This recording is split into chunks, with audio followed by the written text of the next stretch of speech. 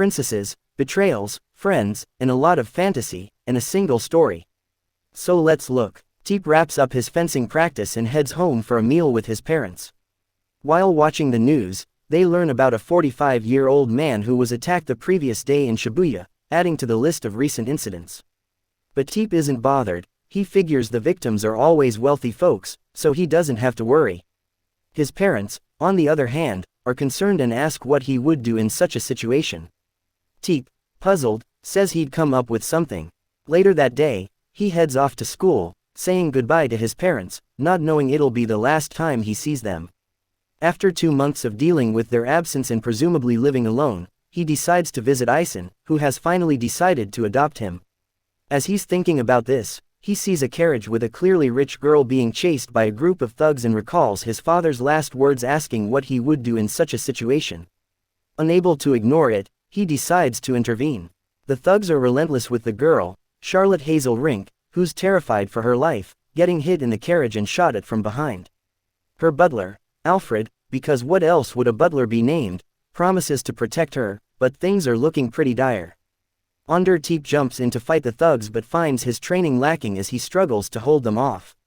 When the attackers start to gain the upper hand, Alfred drops his weakling act and leaps onto the thugs' carriage to fight them off, showing he's got some serious combat skills. However, with the carriage now driverless and getting wrecked by the thugs, Charlotte's in grave danger. As Alfred continues fighting, Teep decides to help her, but they both end up falling from a great height into the forest, and Alfred and the thugs assume they're dead. But they're wrong. The trees break their fall, and they land safely with just a few scratches. When they wake up, they introduce themselves, and upon hearing Charlotte's last name, Teep jokes about her having a princess's name, which she confirms. Later, they head back to the road and find Teep's motorcycle in better shape than expected. They also find Alfred, who's been waiting for the princess. Charlotte quickly leaves, giving Teep a kiss on the cheek before heading off. Blushing, Teep remembers he needs to get to Aizen's house and rushes off on his motorcycle. Then we learn that Aizen is his maternal grandfather, and he's not too thrilled about Teep's tardiness. Eventually, they meet in person and discuss what happened 2 months ago. Teep suspects his parents' death wasn't an accident, and his grandfather confirms it. Teep vows to get revenge, but his grandfather warns him that it's a vicious cycle of vengeance that his parents wouldn't have approved of. Without giving Teep a chance to pursue the topic or change his dirty clothes, Aizen takes him to a big party and introduces him as the successor of the Era Corporation. Teep is shocked since he wasn't aware of his grandfather's plans. Aizen apologizes for his grandson's attire, saying it's because Teep was saving the Hazel Rink princess, which astonishes all the guests. Alone, Teep complains to his grandfather, saying he only came for help with revenge, not to be the successor. Aizen explains that those who killed his parents were against Ken, Aizen's daughter and Teep's mother, becoming the successor to the corporation. So the plan is for Teep to make friends with everyone at the party since many of them might stab him in the back, helping him figure out who conspired against him. Back at the party, everyone surrounds Teep desperately trying to get his attention. Then Vincent Van Hosen manages to politely get them out of the way so he can talk to Teep alone. Later, tired of the party and people, Teep steps away to be alone and sees a girl practicing high-level fencing. He approaches to compliment her, but she starts attacking him, and they engage in a fencing duel with Teep wielding his wooden sword. After a while, Vincent and Aizen show up, and Teep learns that the beautiful girl he was fighting is Sylvia, Vincent's daughter and his future fiancée. After a day full of excitement, Teep is exhausted and falls asleep on the chest of his maid. Aizen asks her if it was hard for her to adjust when he adopted her from the orphanage, but she assures him it wasn't and that she's grateful. Aizen, however, wonders if the controlled environment isn't overwhelming and then talks about Sylvia and how he did the same thing with his daughter Ken. He decides not to push Teep too much and says he'll let Teep make decisions while keeping an eye from a distance. The limousine arrives at Teep's new home. Upon waking up and seeing the massive mansion, Teep can't believe his eyes. Without much explanation, Aizen leaves, and Teep learns he'll be living there with Yu, his personal maid, and hundreds of other servants. Teep asks not to be called Master, as he's uncomfortable with it, but he's completely dazzled by every corner of the mansion, including his room. As he lies in bed, he can't stop thinking about everything that happened that day, especially Charlotte and Sylvia.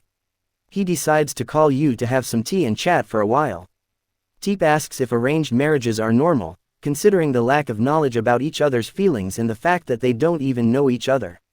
Yu explains that Ison arranged the marriage with both of them in mind and tells him that Sylvia is an aristocrat from the Flemish kingdom and a great fencer. However, Teep refers to her personality and mentions feeling a deep sadness while fighting her. When Teep asks if he can refuse the marriage, Yu says it depends on him and how he handles the situation within a reinforced environment. The next day, Yu accompanies Teep to Shu Academy, where he'll be attending from now on. When they arrive at the impressive and expensive academy, all the students turn to look at him, as the Era family is well known, and the limousine carries their name. Overwhelmed by the attention, Teep decides to sneak away unnoticed, but ends up bumping into a girl in the halls. After apologizing, he learns she's Huun Seika, the club president. Later, when she finds out Teep is from the Era family, she decides to show him that his surname doesn't mean he can do whatever he wants. Teep and Yu then head to the director's office, where he and other teachers greet Teep warmly, as the Era family has donated a large sum of money to the institute. Throughout the day, everyone looks at Teep with admiration just because he's from the Era family, which makes him very uncomfortable. He meets his classmate Nisu and his other classmates, who want to win his favor. At that moment, Charlotte appears and approaches Teep to thank him for saving her. When she tries to hug him, she makes an awkward move, ending up Teep on top of her in a very embarrassing position in front of the entire class. Just then, Sylvia arrives, sees them in that position, gets angry, and leaves, claiming they're indecent. Later, Teep tells Charlotte that Sylvia is his fiancée, and though Charlotte is saddened, she decides to accompany Teep to apologize. They head to the fencing hall, where Teep immediately notices that Sylvia feels alone when fighting, as there are no opponents to fully display her skills. Charlotte yells at Sylvia that Teep wants to spar with her so she won't be lonely, which Sylvia takes poorly and decides to challenge Teep, continuing the fight from the previous day. Rumors spread around the academy that Teep and Sylvia will face off in a duel, drawing many students to the practice hall to watch. Hearing this, Yu calls to have Teep's sword brought to him in the hall. Sylvia defeats Teep in 2 seconds but then says it's pointless to fight in an activity she excels at, so they decide to battle as they did the previous day, each with their own weapon and no fencing rules. Teep receives his sword just in time, and the second duel begins with both fighters happy to face someone of their level. Watching Sylvia's moves, Teep recalls that the last counterattack she showed the previous night was a deadly one-hit technique, so the duel will be decided quickly. Just as predicted, in one incredibly swift move, both end up facing each other with their weapons touching their opponent's body. Sylvia declares it a tie, but Teep says she was faster. If it had been a real sword, she would have cut him already. Sa is annoyed that Teep wasn't humiliated and leaves in a huff. Teep tells Sylvia that continuing to fight is a good way to get to know each other considering the marriage and all, and mentions he'll decide whether to accept the marriage later but won't reject it for now to keep things interesting. Later, Teep asks Yu about the social club since both Charlotte and Sylvia recommended he join. Yu explains that it's an association made up of the most prestigious people at the academy. When Teep asks if she wants to join, she says she doesn't have enough prestige and that trying would only disgrace Teep, which makes him uncomfortable. The next day, Teep heads to the club with Charlotte and Sylvia, where En greets him excitedly. However, seconds later, Sa storms into the building, furious that Teep is there, and starts insulting him, saying he's taking advantage of Charlotte and Sylvia at the same time. She harshly accuses Sylvia of just bowing to the Era power, creating a hostile situation that Sylvia won't let slide. Sa argues that she's only doing this to maintain the rules and traditions of the club and tells Teep that not just anyone can join the club. Candidates must undergo very strict tests before becoming official members. Sa tells Teep he must earn his place at the academy before joining the club and mocks Teep's father for working in a noodle shop. Although Teep wasn't initially eager to fight for his spot, hearing this enrages him, and he decides to do whatever it takes to prove his worth at the academy. Sa announces that there will be a party at the club next week and that if Teep behaves appropriately, he might become a member. Over the next few days, Teep trains and learns the rules and manners of high society, sipping tea quietly, walking with books on his head, and so on. One night, he talks to Yu and tells her she reminds him of his mother because of the care tasks and such. Yu then mentions that Ison has high expectations for Teep and hopes he matures quickly to take his place. Sai watches Teep train and doesn't understand why he's putting so much effort into it. She then hears in the halls that some students are talking about how Sai hates the Era family and realizes she's coming off as the villain.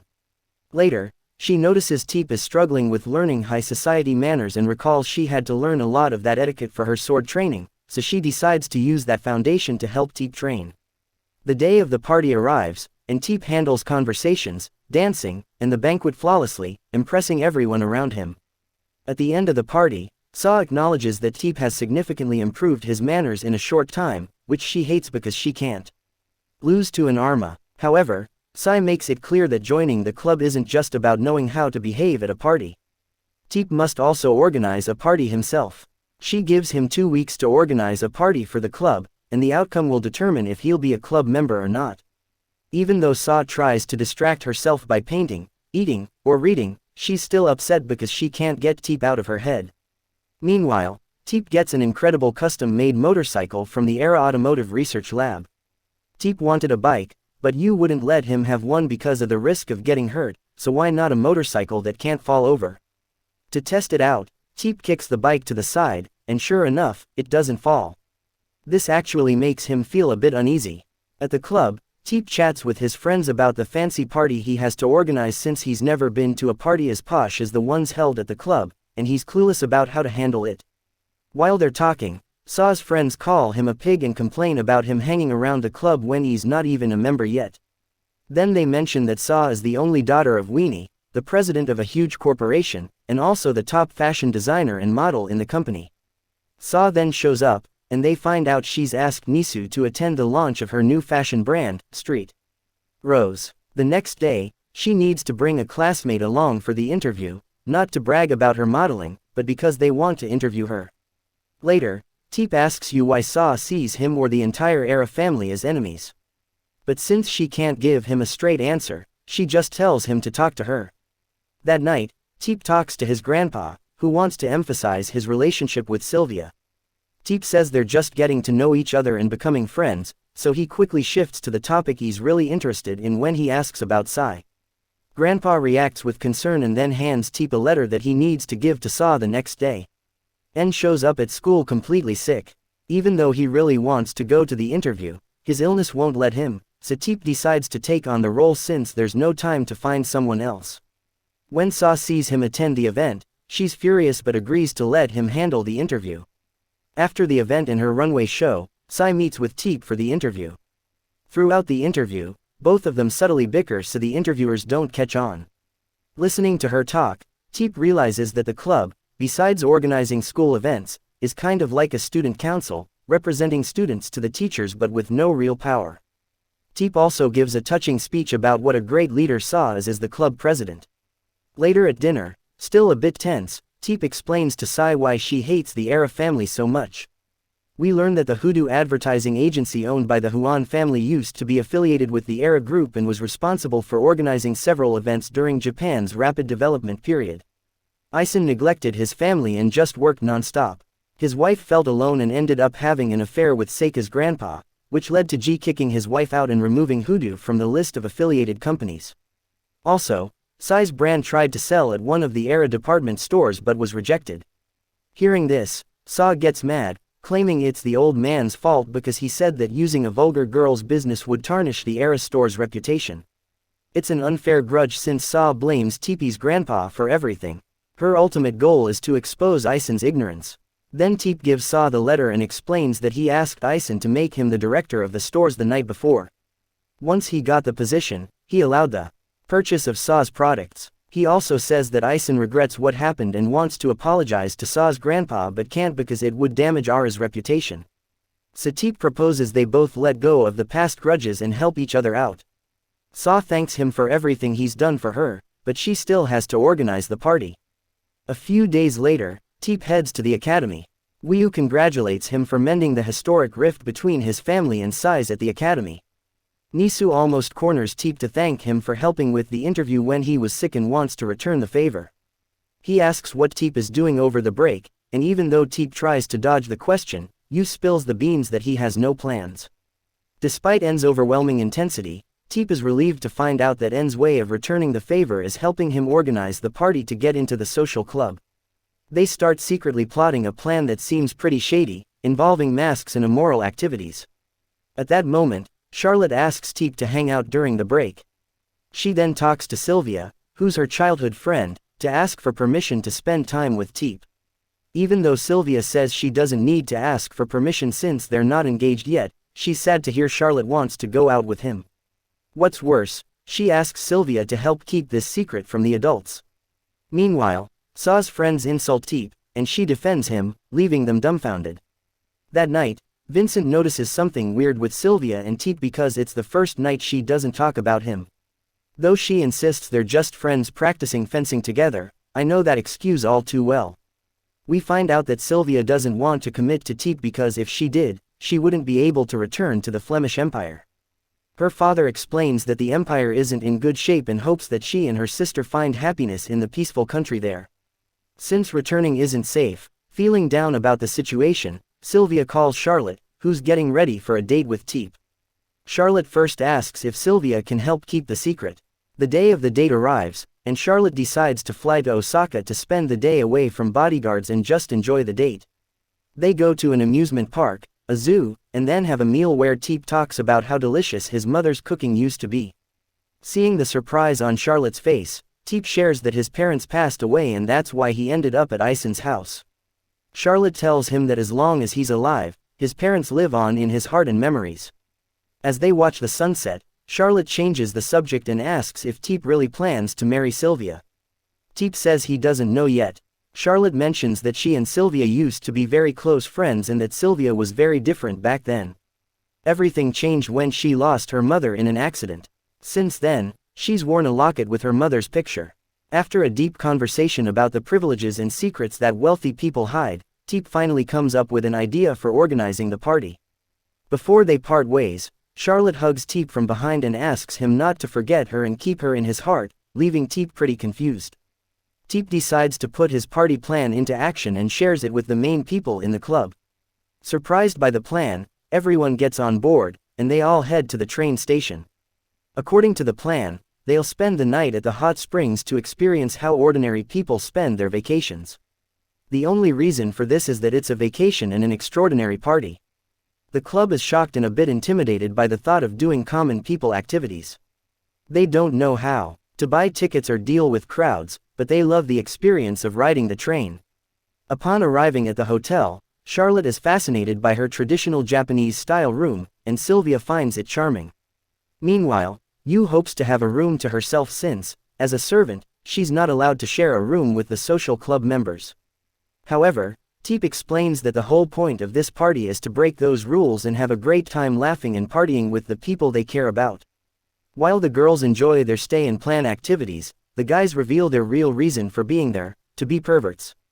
Besides breaking down social hierarchies and trying local food, their main goal is to accidentally see the girls at the hot springs and pretend it was a mistake. The girls, sensing something, warn that anyone who tries to spy will be in serious trouble. At the hot springs, the guys start fantasizing about what the women's hot springs might be like, imagining explicit scenes. Unable to handle it, one guy runs toward the women's area but gets hit so hard that his friends hold a farewell that resembles a funeral. They decide their next plan will be to surround the area, but as they approach, the fog or steam makes it hard to see. A guy who's only there for this moment decides to sacrifice himself so Teep and N can continue. After saying goodbye, Teep and N press on, but when T looks back, he realizes Nisu has fallen into a trap and he's alone. Determined not to let his friend's sacrifice be in vain, Teep continues but accidentally steps into another trap that catapults him hundreds of meters into the women's hot springs. The guys get a harsh scolding from the girls, who can't believe they're acting like children. Although they want to punish them, they decide it would ruin the vacation and forgive them instead. They move on to regular plans. They enjoy activities like playing table tennis, karaoke, and other teen activities. That night, many appreciate sleeping in the same room with others, not remembering the last time it happened. Saw assures Teep that she'll let him into the club. As they chat, Sylvia, Charlotte, Yu, and Sai realize they all have feelings for Teep and that at some point he'll have to choose one of them. They make a promise that when that happens, none of them will get angry or jealous. They call it the Hot Springs Promise. Back at the academy, Charlotte and Teep chat animatedly while Sylvia eavesdrops. Remembering the hot springs promise makes her sad, as there's a possibility Teep could end up with someone else. When Sylvia leaves, Alfred suddenly appears, annoyed because he lost track of Charlotte for a while and knows she's always with Teep. He declares he's ready to fight Teep to protect Charlotte, but the princess calms him down, saying she can't get involved with Teep because she loves him. Alfred thinks it's a misunderstanding, but Charlotte insists she loves Teep. This only makes Alfred more furious, leading to a chase where they both run to avoid blows. When they're safe and alone, Charlotte says she twisted her ankle running because she was wearing high heels. Teep carries her so she doesn't have to walk. In the infirmary, they see a shower of rose petals falling from the sky, drawing a crowd. A boastful young man parachutes in, and Sylvia recognizes him as Hardmont Bezim, a businessman from Hazel Rink, Charlotte's home country. He's connected with the nobility in the Era group. Hardmont announces he's Charlotte's fiancé, which embarrasses her. After saying he'll be around for a few days, he leaves. Sylvia is furious that Charlotte didn't tell her about her fiancé. To smooth things over, Teep proposes taking Charlotte to the place she wanted to go as compensation for injuring her ankle. Charlotte becomes much more cheerful and hugs him. That night, Sylvia overhears her father talking on the phone about the possibility of Flemish being destroyed. The next day, Sylvia confronts Charlotte, asking if she knew about secret nuclear weapons being built at the border between Hazel Rink and Flemish and if her family knew anything about it. Charlotte says she didn't know and doubts her father did either. Sylvia speculates that a third country might be trying to disrupt the good relations between Hazel Rink and Flemish. Saw, who overheard the conversation, reveals that all media outlets have received a warning that something will happen at Era Hills that night. Unaware of this, Charlotte gets a message to meet Teep at Era Hills that night. Ison, Denson, and Hardmont meet to discuss a collaborative project involving their three countries, a new resort complex at the border. Though they know a third country has secretly collaborated, they suspect the resort is a cover for building nuclear weapons underground, which would damage relations between the two countries. This implies that Princess Charlotte's engagement to Hardmont, who is in charge, is part of the plan. Ison says the first step is to make Flemish suspicious, making them believe Hazel Rink is strengthening its military, though it's underestimating Flemish since Hardmont gave the opportunity. He must lead the investigation. They must ensure the safety of Ara's personnel from Japan, as there's a chance they might suspect Ara. Vincent warns that if this becomes known, it will disturb Hazel Rink and Flemish citizens. The media has already leaked information, so they need to hurry and be cautious. As Charlotte waits in the Era Hills suite, Teep receives an unknown message: hypocritical heir of the rich, having disposed of your parents, now I will take away those who love you. An armed group enters Era Hills and threatens all the employees before reaching the room where the three major businessmen are gathered. Josephine appears behind them, causing Hardmont to look bewildered as he seems to recognize her. Meanwhile, Ison manages to communicate with Yu, who learns that he's been taken hostage but reassures her that he's fine. Yu starts mobilizing contacts to rescue him but finds out that all intercoms within Era Hills have been shut off. At the same time, Charlotte is taken hostage by masked men who tell her they're on a mission and won't harm her if she doesn't resist. They reveal that many groups are unhappy with Era and that their movement is meant to erode external confidence in them. They admit that they specifically targeted Charlotte because they hate the rich, blaming poor money redistribution for others suffering and wanting to end it. The only goal is to get news coverage, but Saw has managed to use her contacts to censor news about the hostages, which jeopardizes their plan. Yu temporarily hacks the security cameras and sees the three leaders. Teep seems indifferent until he notices Charlotte is involved. Deciding it's more important to rescue her than to worry about an old man, Teep heads to Era on his motorcycle, with Sylvia joining him. After briefly battling other motorcyclists, they arrive at the building. Once there, they confront the masked men but find themselves outgunned. The police arrive to assist Era, taking over that part of the situation. Meanwhile, Saw arrives by helicopter and uses her idol group to attract media attention. Hardmont faces Josephine and is shot, dying in the process. Seeing their plan fail, the criminal group decides to leave but plants bombs at the building's corners as the rest of the teams try to escape. Teep searches for Charlotte to untie her, but a blackout hits the entire building. Yu, the genius hacker, identifies the bombs and alerts everyone that they are in the helicopter. They start figuring out how to save the hostages. Yu reports that there are 5 bombs, making the building's collapse inevitable. As Teep and Charlotte try to escape, they receive a communication from Josephine mocking them for falling into the trap. When Teep asks why they're doing this, Josephine explains that their goal is to dethrone and humiliate the rich. Yu says she can remove the virus to regain control of communications, but this would require reformatting the entire system, resulting in the loss of all ERA group data. Ison insists that the data isn't crucial since he and everyone in the group, including the servants, have the information in their hearts or something like that. As they begin the reformatting, the police manage to find and disarm some of the bombs. Sylvia and Saw decide to disarm one of the remaining bombs themselves, while Teep and Charlotte are left with the last one. However, the entire path is blocked by giant metal shutters that Teep struggles to bypass. After several failed attempts, Charlotte, who had been a bystander, grabs a chainsaw she finds, and in mere seconds, they break through the shutter and continue on their way. Saw and Sylvia discuss their feelings for Teep, while Ison and Vincent debate how to inform Charlotte and the king about Hardmont's death. Yu manages to restore the building's connection with just 10 minutes left before the bombs explode.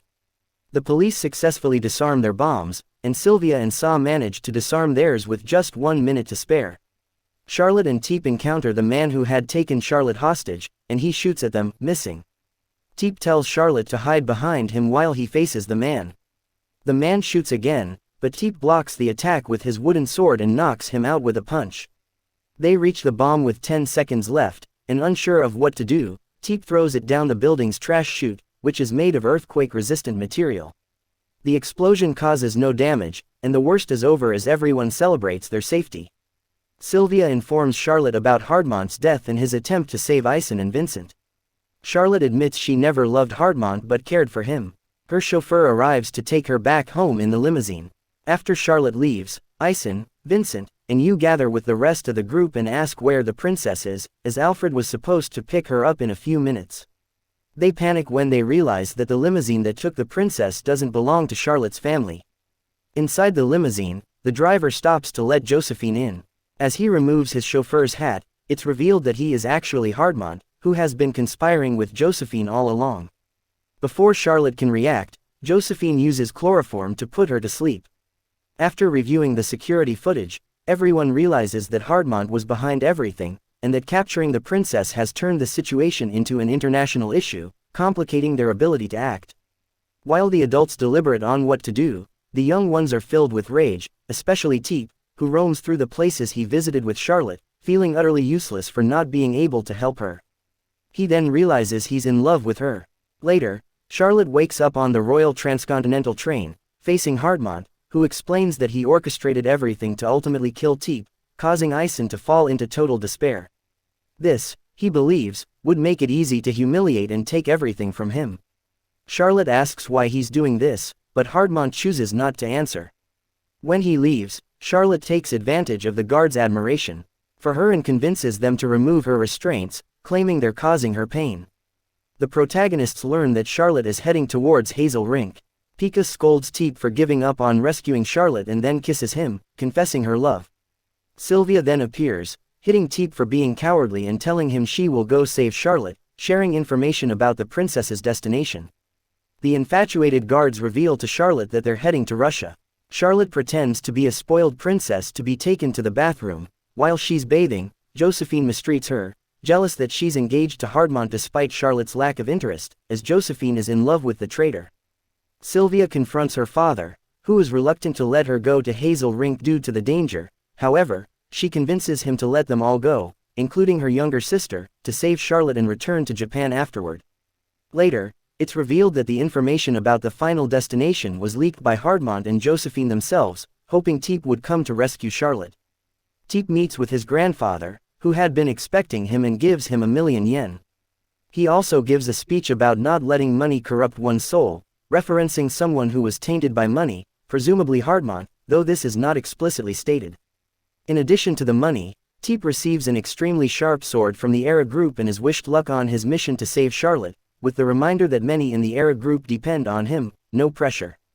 While waiting for his private plane, Teep is accompanied by Saw, who is worried about her beloved's safety. After hugging him, she asks if he would rescue her if she were kidnapped. Teep assures her he would, which excites her, and then he departs on his mission. Meanwhile, Yu, in hacker mode, contacts many who help with the Era Hills case to seek their assistance in this mission. Hardmont and Josephine are pleased that Teep has taken the bait.